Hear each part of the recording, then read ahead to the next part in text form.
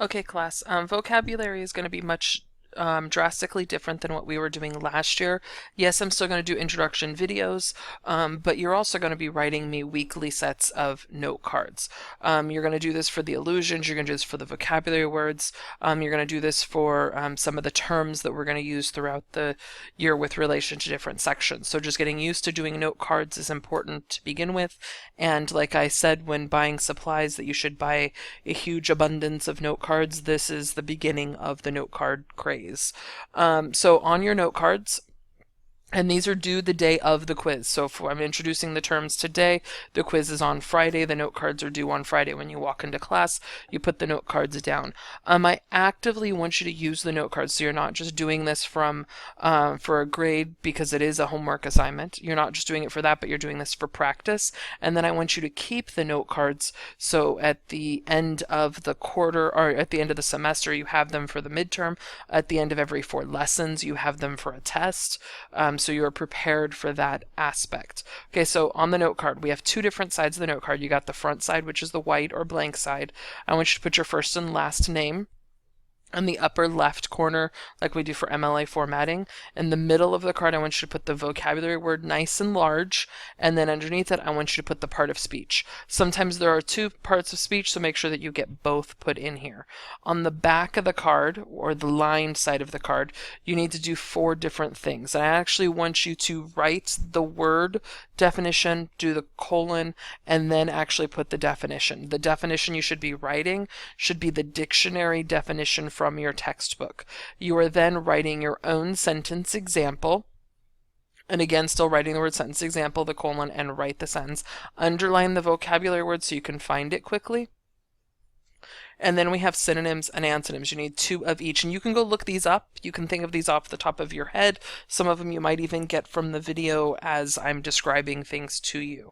So this is how I suggest that you make your note cards. And this is graded. This is every week we have vocabulary and allusions. You are making note cards. So getting used to that is important. Okay, so we're going to look at different aspects. So first of all, I'm going to remind you that the games are here. You will notice a change to the website. Yes, we're on book 12 now, so we're on the purple and orange book, but you'll notice that the Wordly Wise website has changed. They no longer have the lessons available here, so I'm actually using a different website to be able to go over the terms with you. So noticing that, but the games are still available. And we're going to be focusing on lesson 1. So if throughout the week, if you want to go practice with the crossword puzzle, you can. So it's the same website that we were using before. Okay, and now I'm using a website called Quizlet. Quizlet actually is a free website that you could actually sign up to use to actually like keep scores and such. You don't have to sign up to actually use it for the purposes that I'm using it for, but if you want to keep track of scores when you're looking at the test or the speller, if you want to play games with it and you want to keep scores, you can, so that you have that. I suggest this as a different way to help you practice these words, so that you get more practice with them. Now it gives the word, it gives the part of speech and definition. If you need to star the term, so you need to study it more often. And this last one is this idea of if you need a pronunciation. I'm going to pronounce each of the words here for you now, but without me, if you go to the website because you need a pronunciation, just click on that and it will have it for you. Okay, so the first word, acolytes, is a noun. A person who assists in some religious services by carrying out minor duties, or one who attends or assists or is a follower. So an acolyte, if you have been to church services before, which I know most of you have, and the kids that are there holding the scarves so that when you go up and get communion from the priest, those kids are acolytes. The person who's holding the book for the priest while he's reading or chanting, that is an acolyte. So it's a religious follower who has minor duties, who are helping with that aspect. The next one is bibulous. It has an adjective, two different meanings here, and if it has two definitions, you have to write both definitions, but you do not need to write a sentence for both words. You're fine just with one sentence. Okay, first one, given to the consumption of alcoholic drinks, and the last one is highly absorbent. So looking at the aspect of drinking, consumption of alcoholic beverages is you are taking in the beverage. So it kind of fits with the definition for number 2 is in highly absorbent because it's your body that's absorbent. I also think of the idea of like a sponge. Sponges are bibulous, they're absorbent. You squeeze the liquid out of them. Towels are highly absorbent. So it fits within that aspect. The next word is coalesce. Is a verb, to grow together or to unite to form a whole.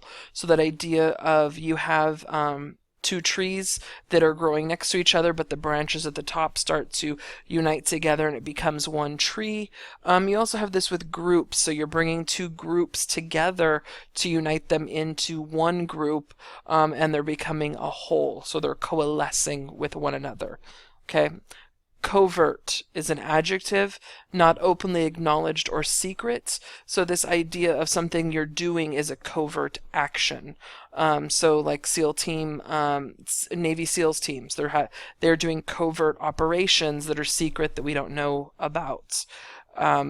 Aspects of that. Declaim is a verb, to recite something in the style of a public speech, to speak in a loud theatrical way. So when someone declaims something, it's a public speech, they're saying it loudly, they're saying it theatrically.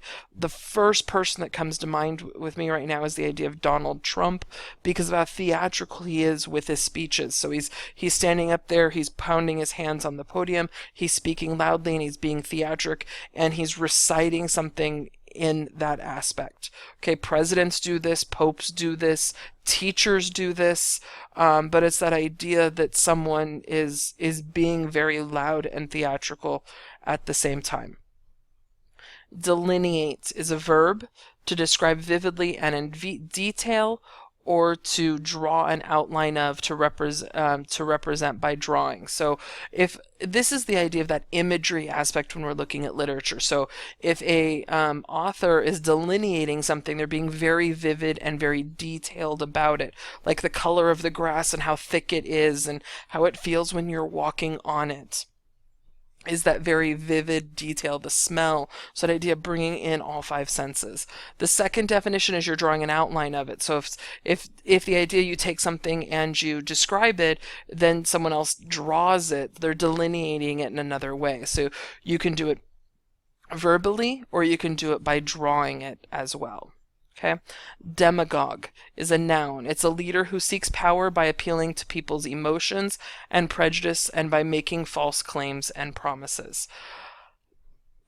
This is what Donald Trump does. This is what other politicians do. This is what people do when they run for office. They have that idea of the false claims, the promises, but they're seeking power and they're appealing to people's emotions. They're appealing to their prejudice for their own purposes and promising things and claiming things that they can't necessarily follow through with. So they're considered a demagogue. An encomium is a noun, and it shows you some plurals here on how they would be spelled. An expression of warm and enthusiastic praise or a tribute. So when someone does something well, like at the Olympics when they win a gold medal, the encomium they get, or the praise they get, is not only do they get the clapping when they win and the shouts, but they also usually get a medal of some kind. So when they get home, they might get a parade, they might get a monetary aspect to go with it, but it's that encomium, that enthusiastic praise or that tribute for them. Obdurate is an adjective. It's resistant to persuasion or inflexible or persistent in wrongdoing. So someone who is obdurate is they're stubborn. They won't change their ways. They refuse to change their ways. So they're inflexible. And if they're doing something wrong and they know they're doing something wrong, and this is what fits with definition number 2, they're persistent in doing it because they're not going to change and they're stubborn in it. Okay, this would go with like the serial killer aspects, is they know that they're doing it wrong, but they're being stubborn and not wanting to change their ways, and they're very inflexible in it. And in fact, they're the ones that are usually persuading others, so they're resistant to that persuasion. Okay, prescience, it's not prescience, it's prescience, is noun, it's foresight, knowledge beforehand of events. So this is kind of like a psychic who can tell things in advance. Kind of like a Nostradamus aspect, is that people know that this is coming in advance, that it's kind of like you're foreshadowing if we're looking at a piece of literature, but it's that pre-knowledge or that prescience that something is happening. The next one is protagonist. It's a noun, it's the chief character in a drama or story. If you don't know protagonist by now, then you were definitely in the wrong class. So yeah, you need to know protagonists. Sedulous is an adjective completed with careful perseverance and diligence. So someone who is sedulous, it's how they complete it. So they make sure that they do it over and over and over until they get it right, and they persevere, and they have it correct. Okay, so it's that idea of if you can't swim the length of a pool, you keep doing it and doing it and doing it so you can actually do it. If you can't shoot a basketball, you keep doing it over and over and over and over again until you actually put it in the basket. That's someone who's sedulous. Trenchant is an adjective expressed with vigor and penetrating insights and keenly perceptive. So someone who is trenchant is very perceptive to what's going on. So they have that aspect of being able to observe things and pick out things and actually figure out plans, and get the insight of what's going on. So it's kind of like they're the ones that can solve the secret plans and the puzzles and are really good with logical aspects in it. Trenchant also would apply to like chess players, that higher level thinking type of game. Utopia is a noun. It's a place or state of perfect social and political conditions. So utopia is that idea of that perfect society that looks perfect, feels perfect, everyone is happy, everything is perfect. Camelot is an example. Atlantis is an example. That idea of that perfectness of that society. Sweden and Switzerland kind of fit into that idea of that perfect non-war, always being neutral aspects of the society.